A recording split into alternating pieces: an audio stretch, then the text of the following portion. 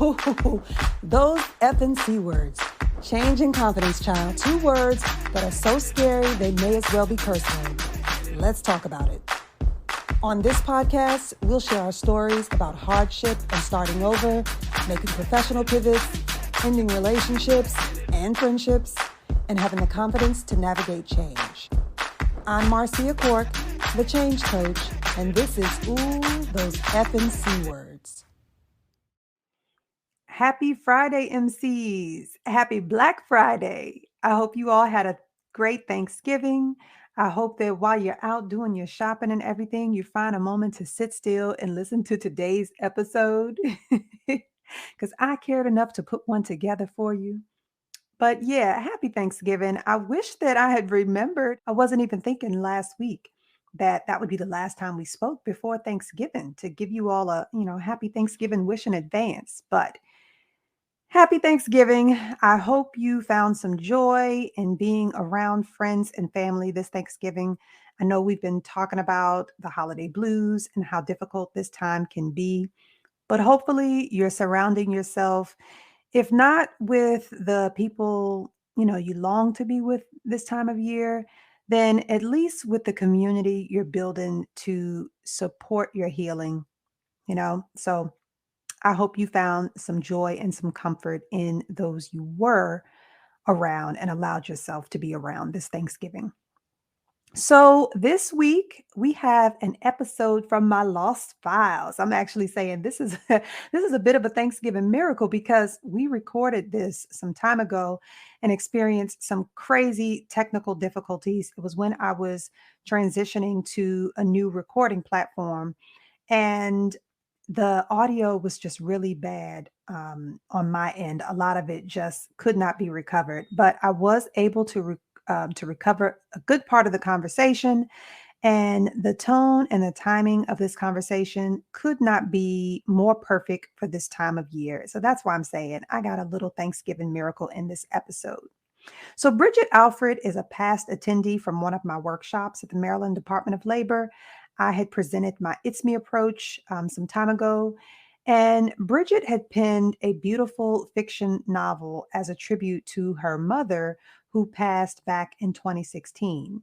So, in the book, she shares how her mother's history and her mother's childhood trauma helped her face her own childhood trauma, and it really helped her to heal. She went through a depressed state after losing her mother, and doing this book was, therapeutic for her.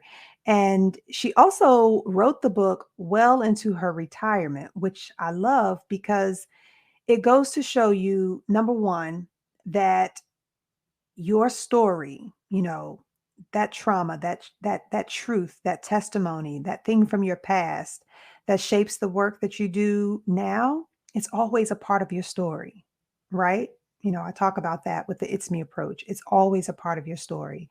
And then also that it's never too late to heal and work on your healing. And writing the book for her has been therapeutic. So I love that. And it's actually making me want to ask you guys, do you journal? Is journaling a part of your healing? Is it therapeutic for you? Is it in your self-care toolkit? I am not one to really journal, not consistently anyway. I do journal, but not consistently. And for some of you, if you journal a lot, then, maybe there's a writer within you. Maybe you've been thinking about writing a book. So I have that question as well. Have you ever wanted to self-publish a book? Because Bridgette's story will give you some insight into the book writing process. And she's going to talk about her experience working with a small independent publisher. And I don't know very many people who've written a book. I know it's a lot more popular now than it's ever been. So I think this is a great conversation for those of you who have thought about writing a book, to get some insight into that process, to either self-publishing or working with a small publisher, something that really just makes the process tangible, right? So I hope you enjoyed this conversation. Let's get into this episode and my conversation with Bridgette Alfred and how she shares her story and tools for healing after loss, change, and trauma.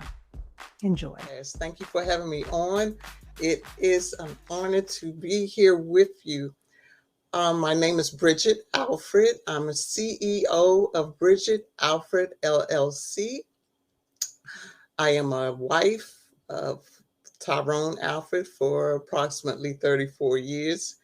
The years change every time he speaks about it. Mm. I am a mother, grandmother, great grandmother. I am a retiree of the United States Capitol Police, where I served for 24 years. Matter Mm. of fact, I just celebrated my 8-year anniversary last week. So I'm happy about that. That Okay. gives me time to write more. I'm also a Desert Storm vet, and I am the chaplain for the Veterans of Foreign Wars. I serve under in Fort Washington, Maryland. Okay. So that is my journey of serving. Um, then once I retired, I became an author. The first book was supposed to have been a story of my mother. At the time, she was 92 years old Okay. and still had her Oh, mind, her memory, mhm. That's and everywhere we went, she was my riding partner. People say, "Oh, you should write a book about her. You should write a book about her." So mm. that's how I started on my writing journey. So far, I have 3 published books and working, and the fourth and the fifth are at the publishers right now. Wow. Okay, so you've been writing since when? When was that you started Um, writing? well, I've been writing ever since junior high, but as far as having anything published, started in 2018. Okay. So 5 books since 2018? 5 books since 2018. That's impressive. All right, well, Yes. tell us about this book specifically that you wrote into me about hope, and that's an acronym for. Yes. When there is hope, healing overcomes painful events. Okay. Matter of fact, it is the rebirth of the first book I published, because the publisher that I had at the time that I used was very disappointing. I won't mention the name, but it Okay. was very disappointing. It was during a time I started the book with my mother in 2014. I would interview her with a old-fashioned tape recorder, cassette tape Oh, recorder, had questions for her. And like I said, she had a sharp memory. mhm, But after a few times, I said about 4 or 5 times, she started saying, "I don't remember." So mm, I said, "Marcia, no, what am I going to do with this material I have?" So I am a firm believer in prayer. So I prayed about it, and I turned the information that she had given me into a fiction novel. okay. And I compared the characters of the book with the characters of the Bible to show the readers that whatever you're going through, circumstances, experiences, there is someone in the Bible you can relate to. So that's to give hope, encouragement. So that book came out in 2018 after going through depression because my mother transitioned before the book was published. Mm, So, like I said, I started in 2014. She transitioned in 2016, and it took me a year to get back to writing again because, like I said, the past 3 years of her life she lived with my husband and I, so we was very close. So after the depression and the grieving, I yeah. went back to writing, and the book was published in 2018. So in 2018 to 2021, the the marketing, I didn't know anything about marketing Mhm, book. I just felt that the publisher just published and just left me alone. Didn't mhm, give any directions and any guidance. So I had started writing for an online magazine, Urban Sentinel, and okay. I asked the editor to. I specifically asked for a publishing company with integrity. I'm telling you, Marcia, from the first time I talked to her, I knew she was the publisher for me. Mm, With and our conversation showed that she not just wanted to publish my book, she was concerned about is getting out there to readers, and Okay. she had training and teaching all, and I just felt comfortable with her. So again, it was a rebirth. So it became When There's Hope, Healing Overcomes Painful Events, plus a devotional to go along with it. Okay. So I like this topic, this conversation for a variety of different reasons. So I love the title because this podcast talks about navigating hardship, navigating change, and having the confidence to do that. So yes, you need confidence to navigate change and hardship, but you also need hope. So yes, that's very important. So I like this conversation for that reason. And I also like the idea of exploring and having you share your experience with publishing a book, writing and publishing a book, because what people do as the solution, when we talk about the It's Me approach, that their S, their solution, isn't always entrepreneurship in the traditional sense, or starting a business, a product or service, offering a product or service. So I like that you have turned to books, writing and authoring and well, not really self-publishing, but more independent, more of the independent route for publishing than what we know about the process. So it would be great for you to share this experience with listeners who have for years been wanting to explore writing, but never quite get there. So this is a great conversation to have and inspire those people to yeah. start writing as well. Okay, well, let's talk about the money. How much of this is an out-of-pocket expense? To take that leap to take that leap of faith and know that to put this out, to market it adequately, is probably going to take some investment. Is there also an investment from the publisher, or is this exclusively an out-of-pocket expense for you? Well, it was totally out of pocket. Marketing is included. I got my own website, which is thereishopealways.com. Okay. And she walks me through that. My ISBN number, which is registered in the Library of Congress. Um, Anything that I ask, my one sheet, which is a little, if anyone don't know, it's a mini bio of yourself. So you Mm-hmm. can send it out when you want to try to get a speaking engagements. Mm-hmm. She did, her company and her team, wonderful professional team, did that for me. So anything that I needed that will help me market my book, it was included in uh, the publishing cost, which is wonderful. Again, did not get that from the first publisher. Okay. Okay. And what other marketing strategies were there? Did you said you jumped right into these 21-day Bible study sessions on Facebook. So you jumped right into social media marketing. What other ways did you promote the book? Um, like I said, it was done on Facebook. So as anyone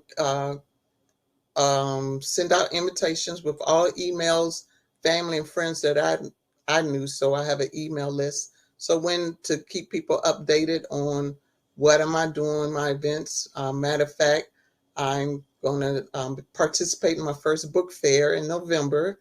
Okay. Uh, any of your listeners in the Columbia, South Carolina area, I will be there for my first book fair at the convention center. So I'm excited about that.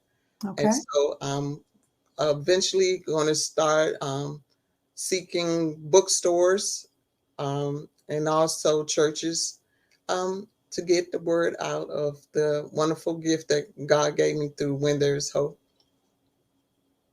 Okay. Now you said the last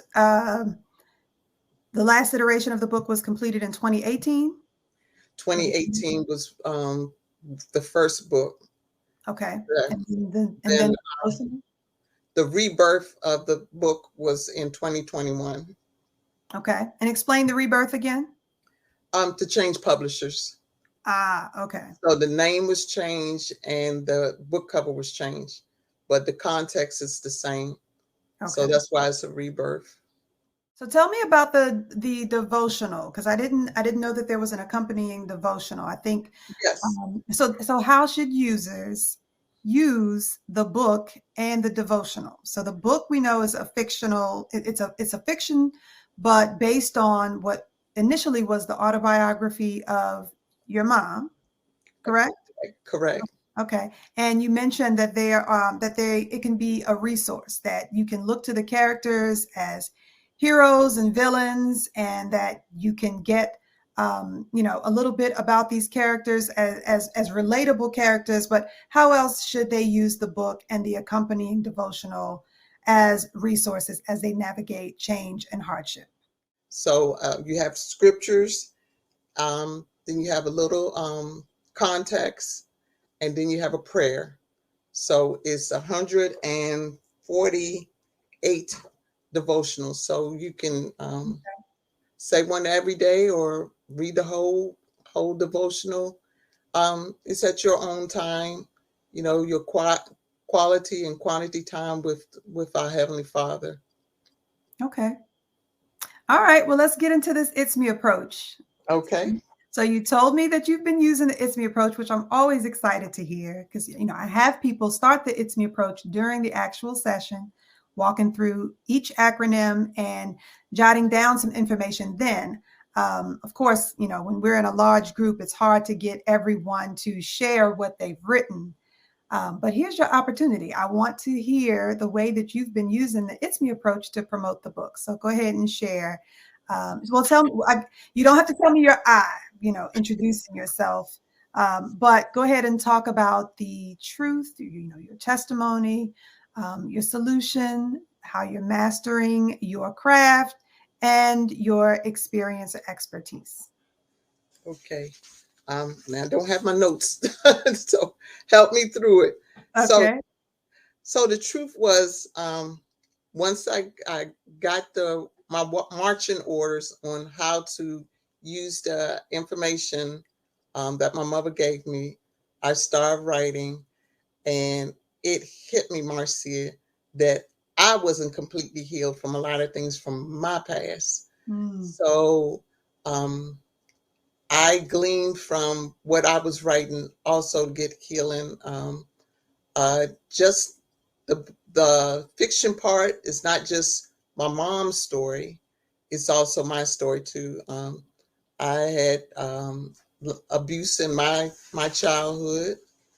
I had a rough first marriage, and a lot of one chapter deals with of the book deals with these two. Of course, I changed facts and changed names, but it's all it helped me to be to surrender my pain also, so I could be completely healed, and that way I could share my testimony on my healing to the readers of the book. So that is the truth there. Okay. Did I do good? Well, I get what I ask in the It's Me approach is there an incident? Is there an event, something from your past that inspires you, that sparks you to, what drives you to do the work that you set out to do today? So that's what it So, was. yeah. So in cases of entrepreneurship, sometimes if you've been working a traditional 9 to 5, but for years you've been feeling like you want to explore something else, where does that come from? Right. Right. So in this case, uh, what sparked you? What made you decide to write this book? Was there an incident from your past? And in this case, you're working with telling your mom's story. So maybe for you, that testimony, that truth is hearing and learning from her experiences and having that drive your decision to write this book, to want to tell her story.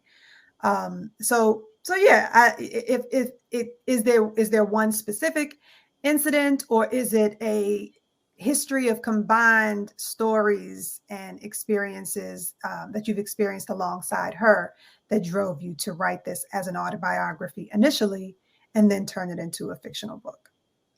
I would say a combination of both. Like I said, is to deal with different traumatic issues in childhood. I was a victim of rape. The main character was a victim of rape. So to deal with that is hard. It's hard, and I go from the book gets into the deepness of it, how it affected the main character. Mm, Um, and then she had her mother abandon her at the same time. And mm, this just is just a little girl. And I didn't know my father. So it touches those really root yeah, issues, what we go through in our traumatic circumstances as childhood trauma. So that what drove me, yes, yeah. to write the book, because I know it's someone out here that can relate to childhood trauma Mm-hmm. and just give up on life or don't have no hope at all that I'm going to get over anything, or those lies from the enemy, that things are your fault, if you it's just going to be so many things that keep us in a place of hopelessness. Yeah. So What, that was the driven force. and do you use this book as a solution Yeah. to, for this being therapeutic for you, therapeutic for others who read the book and do the accompanying, use the accompanying journal? You, Yeah. that's your solution. Now, I don't want to put words in your No, mouth. no. It's I true. don't It's want to do true. the exercise for you. No, it is true. That is the solution. Like I said, besides the characters in the novel, for the readers to relate to give what the biblical characters to show that there's nothing new under the sun, which is in Ecclesiastes, Mhm. that what you what we experience here now happened in biblical times, and this was the result of it, that Yeah, there is hope after whatever circumstance you're going in, that nothing is minimized, that there is light after the yeah. darkness. So yes, the novel is meant again to show what comes after trauma. Mhm. Healing. Okay. Healing. Speak. Do you speak regularly? Are you did this also, drive you to become a speaker? Do you do public speaking, talking about the book or the events in the book, or just to be inspirational and motivational to audiences? Do you Well, speak at all? inspirational. Matter of fact, I just spoke at my church this past Sunday, but Okay. it wasn't to promote the book. I am a cancer survivor. Okay. So the 21-day Bible study, the last one I did, which was via Facebook Live, Mhm. was 1 week before I started radiation and chemotherapy. Mm. So I that was nothing but divine intervention, because after going through chemo and radiation, I was drained. It was no way I could continue to Yeah. have a smile and to give encouragement Mm. while feeling so much pain. But I'm only by the grace of God that I'm through it. I am cancer free. All So right. I like I said, I will start looking for speaking engagements to send out my pitch to our local library, let authors come, bookstores, and churches. Mhm. So I will start that very soon. Okay. Well, so tell me about the M in the It's Me approach is the mastery, how you master your craft, how you become a credible subject matter expert.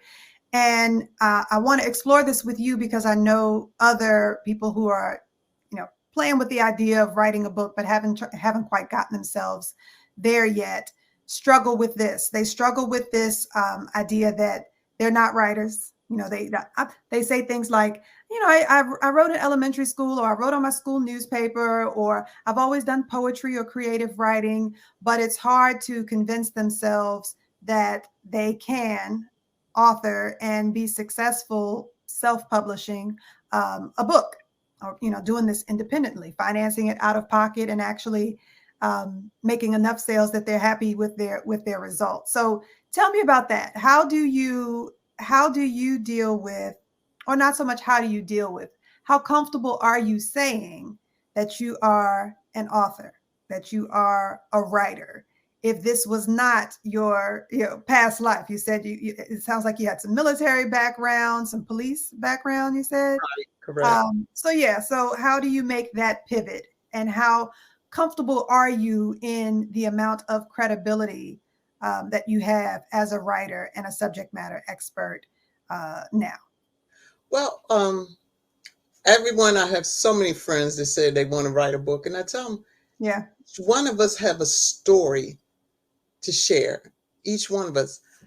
You have a story, Marcia. I can't tell your story. You can't tell mine. So each one of us have a story. It's just taking the time and just putting it on paper. I have a notepad in just about every area of my house, Mm-hmm. because a thought will come to me, and that Mm-hmm. that can lead to a chapter, a paragraph. But because it's my story, I'm telling it. So once I tell it, get it down on paper, then it's up to the publisher that you choose to make it, compile it into the book. You just want to get it down on paper. What is in burning in your heart, burning in your mind, to share, Mm-hmm. to encourage someone else, to give someone else hope. Because I guarantee this, whatever you've gone through in life, someone else can relate to it. So Absolutely. we supposed to be helpers of one another. I just had a family event this past weekend. Another family member, I got a story. Write it down. Mm-hmm. You know, I Mm-hmm. encourage you. Write it down. And Yeah. it's not up for you to do editing. Not the greatest English person, the grammar and all that. No, that's what you're paying the publisher for. But you want to Okay. get your dream down, your ideas down on paper, or Mm-hmm. type it. Um, I do everything freehand. Then I transpose it to on the computer. Then Okay. I send it off. That's how I do it. I do everything longhand. Okay. But just get started. Yeah. That's the biggest thing, to get started. You don't, and it'll just come to you. It'll just flow through you because it's burning inside of you. Like I said, my publisher is your baby. Yeah. It's time to birth your baby. Yeah. And that's what the It's Me approach is all about. So remember, I use this to get people to conceptualize. I have people use it to develop their sales pitch or their elevator pitch, but then also their brand story and ultimately their pitch deck. So they're using this in a variety of different ways. But what's at the core of all of this is using the 5 stages, using the acronym to tell your story, to craft the story, to identify what it is about your past that drives you today and drives the work that Right. you want to do in the future. So ultimately, when you weave that all together, it is a story. Right. It is what intrigues other people, and what makes you a relatable subject matter expert, and has people connect their human experience to yours. Right. So it is definitely crafting your story. That is Okay. And so you said you have a few other books in the making? Yes, I have two at the publisher. The first one is, can I give the title? Sure. Okay, it's Jesus Saves the Hood, Love for the Unchurched. That is going to be a modern uh, story of if Jesus was walking this earth right now. Is to Mhm. bring in the younger generation that's might not be attending church right now, to Okay. give them a modern um, story of Jesus and his ministry and his disciples. And actually, this was birthed as a musical back in 2004, Marcia. Wow. So dreams do not have expiration. I'm telling you, back in 2004. And it was also a disappointment because I don't have a musical background. Mm. So I would ask different uh, choir directors or musicians to help me with the music part. I get, oh, I'll help you, and bam, nothing. Mm. So it Mm. got on the back burner until I'll say about 2014, I met this young man that had did plays when he was in California, and he's hooked me up with someone else, and we expanded it. But again, it's supposed to be a musical. So again, like I try to always do when I make a decision, is to ask God, and He said, use what you have and expand upon it and make a novel. So that is at the publisher right now, being editing, and from that, then it will be a screenplay. She already got her mind, the wheels spinning, that the screenplay will come from this novel, and the music will come later on. And then it's another devotional. So I do devotionals on my Facebook page every day except for Sundays, and that is Hope is Real Devotionals. So again, encouragement, Mhm. words of hope and love every day on Facebook. Is there anything you want to share about your writing process to give people, just kind of set some expectations or give some structure around what people can expect out of the writing process and as they move into the publishing process, and maybe even how long that process takes? Well, like I said, again, it's an individual thing. For me, that's why I keep a pad in each area of my house, because a thought will come at any moment now. Um, with both of the books, I woke up at like 2, 3 o'clock in the morning with ideas. So each individual person is different. But again, it's the point of starting, Yeah. taking that first step and starting. And don't worry about the grammar. Don't worry about if this sentence and this paragraph. That's what the publisher is for. That's what the editors are for. But it's just getting your thoughts down on paper, or like I said, if you longhand or if you do it typing, to just start. And as far as the publishing, um, it is a process. Of course, you would submit to whatever publisher you choose. Um, they would look at the manuscript, and depending on how many pages, the prices depending on how many pages you have, and the format that you decide to do your book in, whether it's going to be paperback, whether it's going to be hardcover. Hmm. Um, then it goes to the editor, so that takes a process. So it depends on the publishing company, and then after the editing, then they'll give it back to you, and for you to make any corrections. With my first book, it was a lot of back and forth because, like I Hmm. said, it was my first one, and then it goes to choosing your book cover, which can be very fun. That depends on your colors, the lettering, but the whole process and shouldn't be overwhelming. Again, Hmm. is that's why I love my publisher related to the birthing process. You getting excited about your baby, picking out clothes for your baby, getting the room ready for the Yeah. baby coming. You're expecting, you know, that's what you're doing. You're getting excited. You're telling your friends before it even get published. I got my book going to come out. Yeah. This is the title. Be looking out for. So it shouldn't be anything overwhelming. Don't let it get overwhelming to you. If you have to, take a few months of not writing at all, just don't let it be overwhelming. It's something that you want to share with the world. Is this was in your heart? Okay.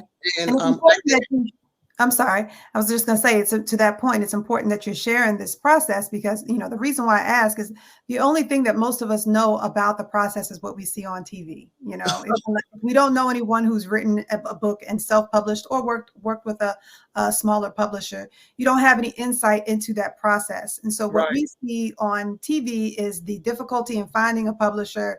right, We hear about advances to be paid to write the book. We are aware of deadlines and a specific time frame in which the content has to be finalized and presented to the publisher. So it sounds like this process is very different when you're working with a smaller publisher.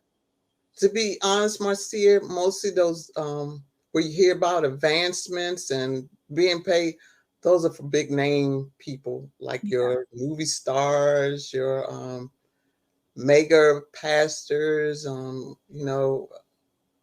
that I say be honest. You got to already have a name, already have a platform to be in that bracket, you know. Okay. So, like I said, again, I can't say it enough. I can't emphasize enough. Take the first step and start writing.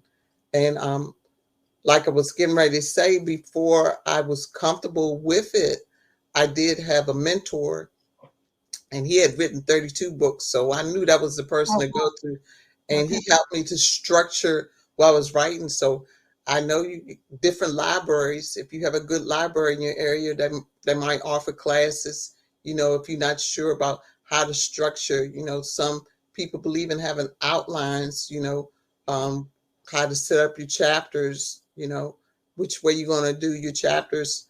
And that is a great idea if you're not comfortable yet. I also had in my area a book club for beginning writers, which was also good, also because you had different writers coming together, Mhm. bouncing ideas on one another. So do your research. If Yeah. you're not Is even, the publisher providing this? Is the publisher providing these brainstorming sessions and yeah, the she did. mentorship She did. support? She did. Every now and then she'll have a webinar or Zoom class to help those that's struggling. That's why I love her so much, that she cares. She Okay. cares. First publisher didn't do that, but Yeah. she Okay. cares. But yes, she really do have classes on Zoom, because everybody have busy schedule, and she'll record it and you can go back and watch it. So again, just follow Fruition Publishing and Concierge Services, and you'll find out. Okay. Well, I want to circle back quickly Okay. to the financing of this. So, Okay. so the I guess I want to set some realistic expectations about how much money you can actually make. And I know that's going to vary from person to person because, the size of your email list, or if you have an email list, the reach of your publisher and how active they are in helping to market the book, those types of things. Realistically, what can one expect to make off of their book? Is it more of a passion project and you're not really looking to make a profit, or because you're more important about, it's more important to you that you just simply share your story? Or do you go into this hoping that you can actually make some money off of this book? Tell me about that. Well, again, it's an individual. It depends on, um, is it just a hobby or is it a business? Yeah. So marketing is the key. Um, Using your social media platforms. Um, like I said, I did Facebook.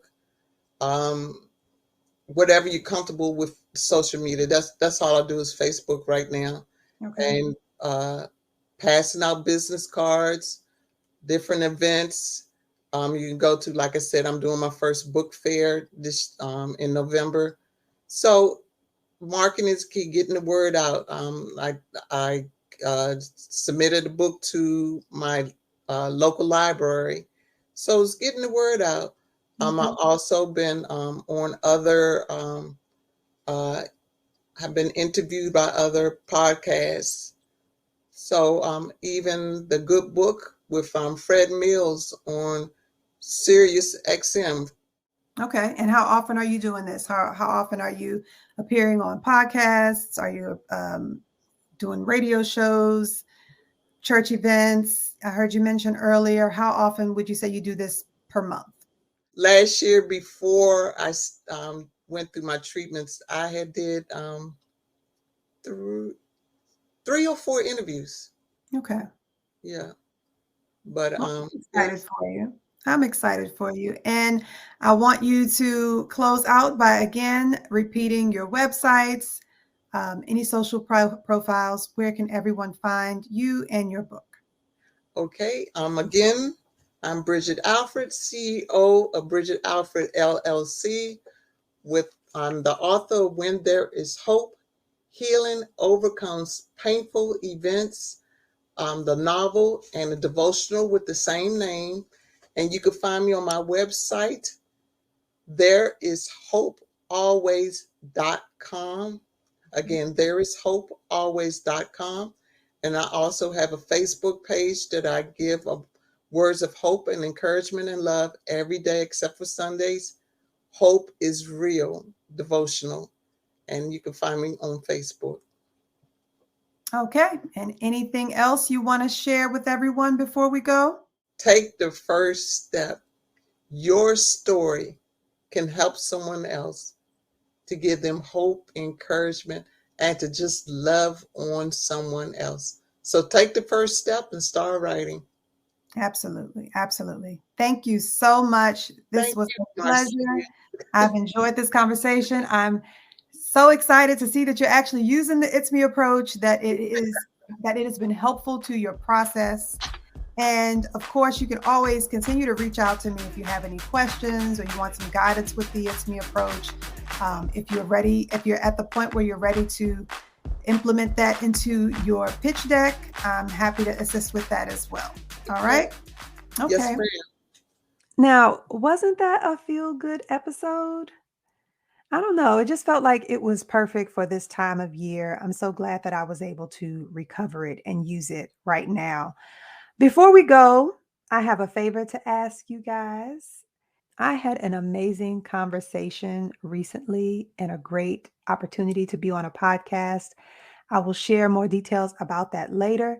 But in that conversation, my mentor, Tiffany, the Budgetnista Aliche, gave me some jewels and gems. All right. And you may have heard of her. She's just a little New York Times bestselling author. She wrote the book Get Good with Money. She was recently headlined in a Netflix special called Get Smart with Money. So, one of the things she's holding me accountable to is to asking my MCs to help me grow my community. One of the things I always talk about is, how I can be strategic about using this podcast as a platform and really growing my tribe of MCs. And what better way to do that than to call on my MCs to support this? Let's grow together. Um, I'm proud of myself and the work that I've done with this podcast, but I can't do it alone. I can't grow it alone. And so I would love your support with this. If you aren't sharing the episodes, please start sharing that. Share an episode. Share it with someone who you think fits into this community, into this little tribe that we're building. If you don't know how to share an episode, basically in whatever app or platform you're listening in, whether that's Apple Podcasts, Spotify, whatever, when you click on the episode, you'll see those three dots that give you different menu options. So click on those three dots. You'll see some options for sharing the episode, um, either in a message itself or by copying the link and pasting it into another message. But that's something you can do. Share the episode, encourage your friends, colleagues, connections to subscribe themselves, and let's grow this tribe of MCs, okay? So, thank you in advance for being willing to do that. And thank you for your support so far. This is episode 30, y'all. It's crazy, crazy that I've gotten to episode 30 already. And that's all because of you and your support and your listening. And this is something I'm especially grateful for is the success of this podcast this holiday season. Thank you. So, with that, I will let you get back to your shopping or whatever you got going on this holiday weekend. And I'll see you next week. Bye bye.